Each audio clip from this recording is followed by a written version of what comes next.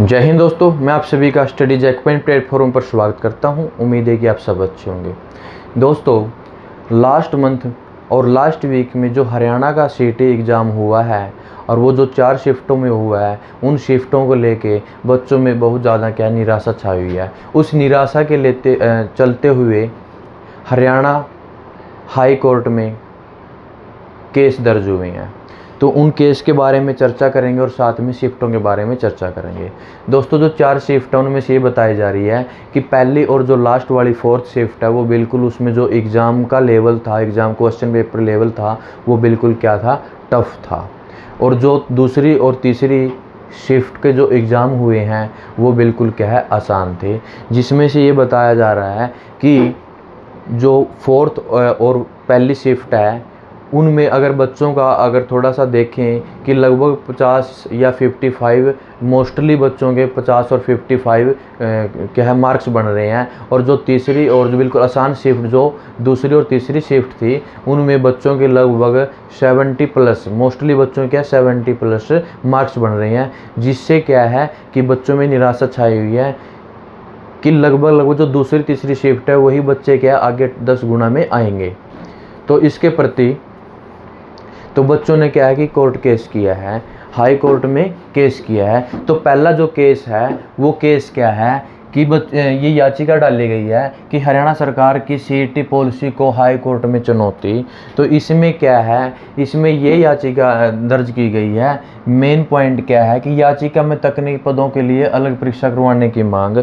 तो इसमें जो केस है इसमें ये केस डाला गया है कि जो सीटी एग्ज़ाम होता है और जो हरियाणा की गवर्नमेंट टेक्निकल भर्ती और नॉन टेक्निकल भर्ती, तो जैसे टेक्निकल में जितनी भी पोस्ट आती हैं तो उनके लिए अलग से सीटी एग्ज़ाम होना अनिवार्य कर दीजिए। और जो नॉन टेक्निकल है, जैसे अभी सीटी हुआ वो नॉन टेक्निकल बेस पे था ना, तो नॉन टेक्निकल उनका अलग। तो इसमें मेन मांग क्या रखी गई है कि जो तकनीकी पद होते हैं उनके लिए परीक्षा भी क्या है, अलग करवाने की मांग। तो उनकी भी परीक्षा क्या होनी चाहिए, अलग होनी चाहिए। अगर उनका सीटी भी अनिवार्य करना है तो उनका सीटी भी क्या है, टेक्निकल का बिल्कुल अलग होना चाहिए। क्योंकि जो टेक्निकल बेस पे जो क्वेश्चन होते हैं वो तो बिल्कुल अगर देखें तो सीटी में बिल्कुल भी नहीं थे, ये बताया जा रहा है।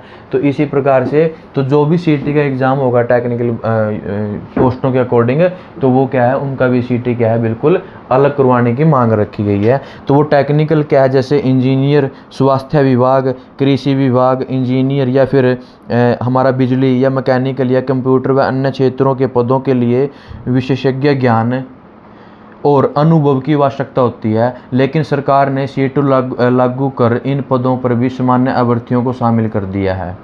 इससे विशेषज्ञ उम्मीदवारों के अवसर प्रभावित हो रहे हैं। याची ने कहा है कि 26-27 जून को हुए सीटी में तकनीकी पदों के लिए वही प्रश्न पूछे गए हैं जो गैर तकनीकी, मतलब जो नॉन टेक्निकल पद के लिए होते हैं। तो इस तकनीकी विषयों में विशेषज्ञता रखने वाले परीक्षार्थियों को प्रतिस्पर्धा में अनुचित नुकसान हुआ है। वो तो बिल्कुल हुआ है। अब अगर देखो गैर जो हमारे नॉन टेक्निकल वाले स्टूडेंट हैं, अब उनको तो वो सिलेबस आ रहा है, जो टेक्निकल उनको तो वो जो जिस सीटी में एग्ज़ाम, जिस सीटी का एग्ज़ाम हुआ है उसमें तो उससे रिलेटेड कोई क्वेश्चन भी नहीं था, जिससे कि उनको भारी नुकसान चुकाना पड़ रहा है। तो इसके प्रति क्या है, ये केस हुआ है। और इस केस में सिर्फ मेन पॉइंट क्या है कि अलग जो टेक्निकल पोस्ट होती है उनके लिए अलग परीक्षा करवाने की मांग रखी गई है। तो दूसरा जो केस है वो केस क्या है, वो केस अभी अभी देखो, ये अभी यूट्यूब पे बिल्कुल अच्छे से क्या है छा रहा है। इसमें क्या है कि जो अंकुर सिद्धार एडवोकेट हैं, ये देखो हरियाणा हाई कोर्ट और चंडीगढ़, मोबाइल नंबर इनका ये जो एडवोकेट का, और जो बार रूम नंबर है वो कितना 21।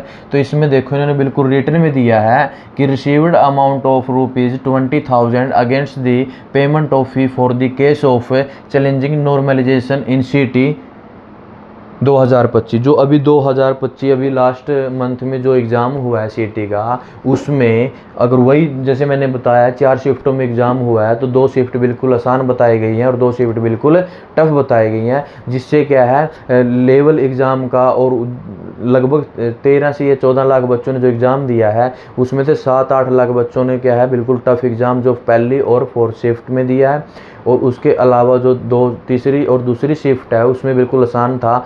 इस लेवल में अगर देखें तो टफ वालों के अगर क्वेश्चन बन रहे हैं, मार्क्स बन रहे हैं क्वेश्चन पेपर के अकॉर्डिंग, तो मोस्टली, सभी तो नहीं बोल लूँगा कि मोस्टली, लगभग 55 या 60 या 50, 55, 60 के नियर अबाउट बन रहे हैं। और जो आसान शिफ्ट है उसमें लगभग 60 और 70 प्लस बन रहे हैं, जिससे नॉर्मलाइजेशन बेस पे ये बताया कि नॉर्मलाइजेशन में जिस स्टूडेंट के मैक्सिमम नंबर बन रहे हैं 70 प्लस बन रहे हैं, तो उसके कितने मैक्सिमम कितना काटा जाएगा मार्क्स, कितना डिडक्शन हो जाएगी मार्क्स की, और जिसके कम मार्क्स बने हुए हैं उनके ज़्यादा से ज़्यादा कितने मैक्सिमम बढ़ा दिए जाएंगे। तो इस बेस पे बच्चों में निराशा है कि नॉर्मलाइजेशन के बेस पे कितने बढ़ सकते हैं और कितने घट सकते हैं। अभी इसके ये जो कोर्ट केस होगा, अभी ये कोर्ट केस हुआ है या कल होगा, इसके बारे में अभी जानकारी नहीं है। बस ये एक फॉर्मेट आया है जो अंकुर सिद्धार हमारे एडवोकेट हैं, इन्होंने क्या रिटन में दिया कि मेरे पास ये फीस आ गई है और ये जो केस होगा ये सीटी के नॉर्मलाइजेशन बेस पे केस होगा।